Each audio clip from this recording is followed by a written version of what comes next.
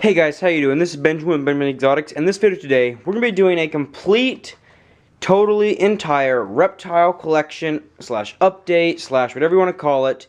And more importantly, this is a huge shout out and kind of a gift or reward for all of our amazing subscribers at, my channel or Benjamin's Exotics.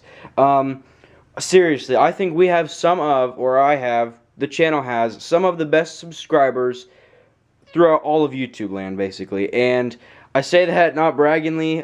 You guys are so responsive, so helpful.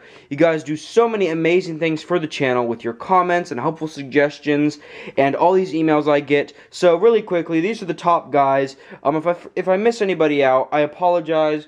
I know that I'm not going to get everybody because we do have so many people that, some of these aren't subscribers, but so many people that will go in and do comments. So this is basically a subscriber shout out before we do the entire reptile tour update. I won't really do too much on the tanks, but I will show you guys all the reptiles, well, at least almost all the reptiles. But, so, before we get into all those guys, first of all, let me name a few names. When I say a few, I got a whole paper full, of some of the top subscribers that I either know in person or who have left amazingly helpful comments on the videos. And if you guys ever do want to get a shout out, all you have to do is subscribe to the channel, or even not, but if you subscribe, you'll for sure get on one of these shout outs.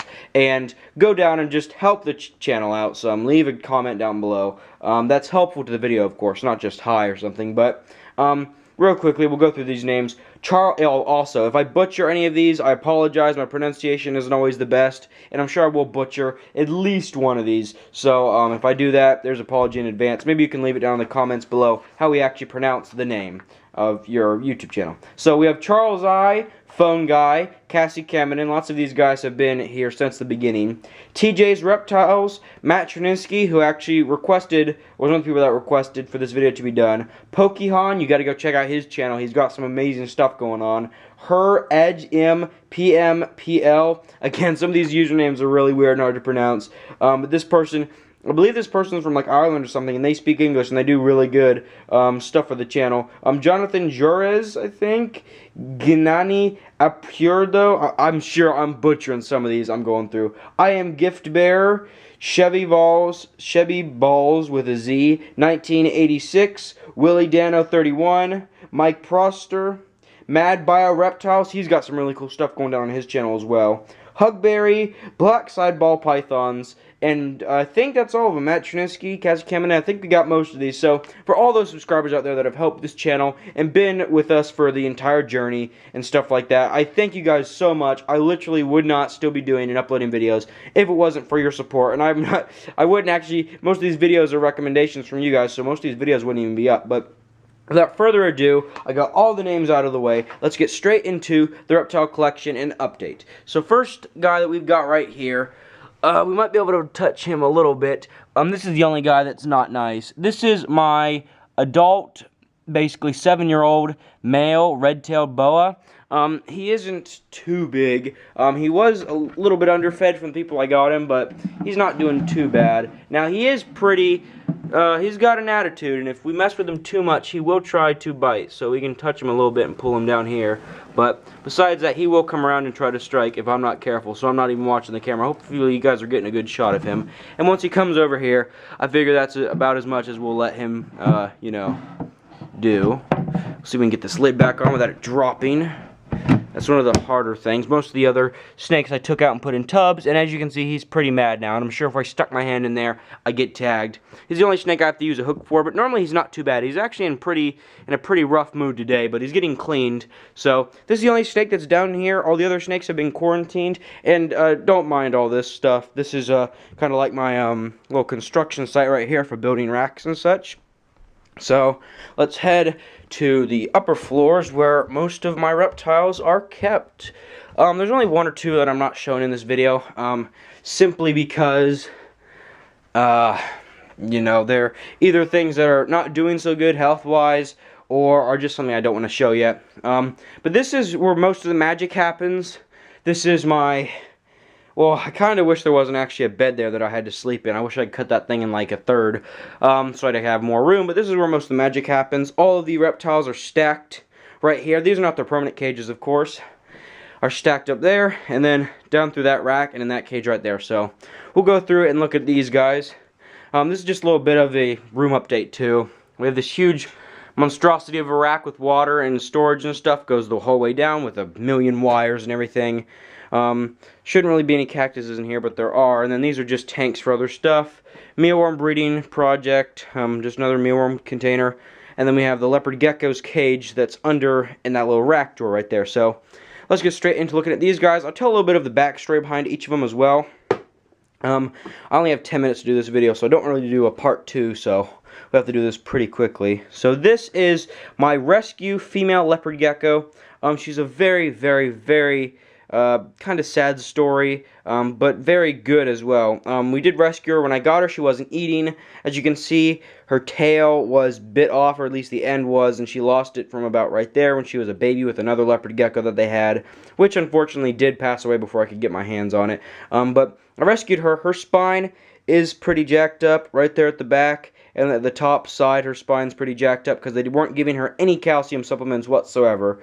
And her front legs are a little bit, her hands just don't go quite the right way, and her fingers are a little bit spread. But besides that, she's having a great life, eats like a champ, absolutely loves food. All I have to do is walk past her cage and she's normally running straight out to say hello to me, and more importantly, she wants some food. And she's doing great. Just in one of these setups right there. That one has water in it, but she's in that tub underneath there with just a heat pad and a hide and stuff. And we'll have to just stack them up right here.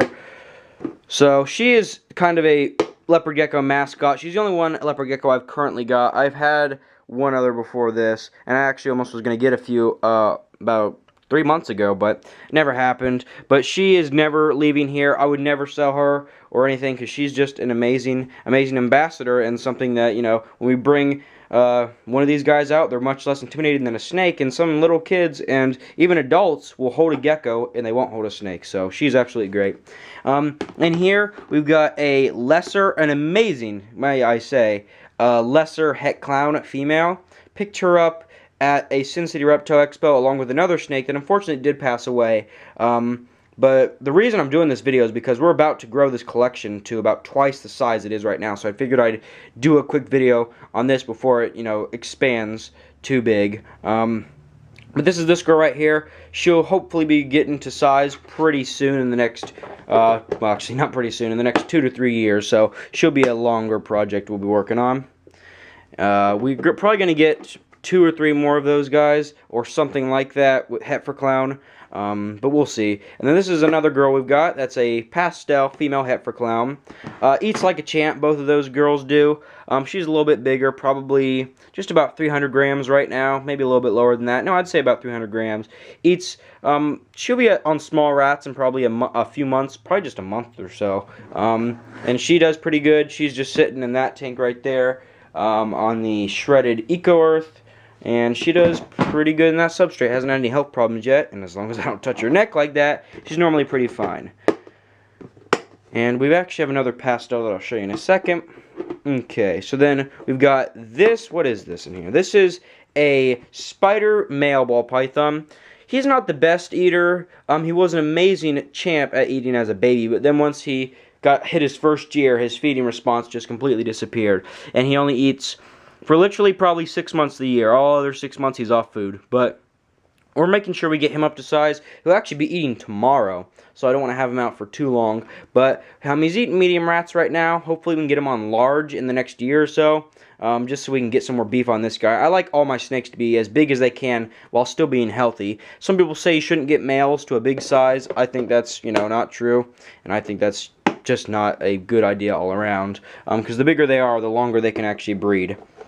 So we'll set that guy right there, kind of like the stacking of a bunch of reptiles, and then hopefully we can finish this video off pretty quickly. But this is a pastel 66% het for lavender albino. She's also an amazing ambassador. She doesn't eat very well. She eats about as much as that spider ball python does. So she's not too big of a, I guess, champ at feeding, but hopefully all we need to do is probably feed her for maybe 6 more months, and she'll be a size that we can breed her. And I'm running out of time on this video. We'll probably have to do a part 2, so I'm going to end the video right here. You guys will just have to see the part 2 to see any other bigger snakes we've got. But I hope you guys enjoyed this video. I'll see you guys on part 2. Thank you for watching, and I'll see you guys later.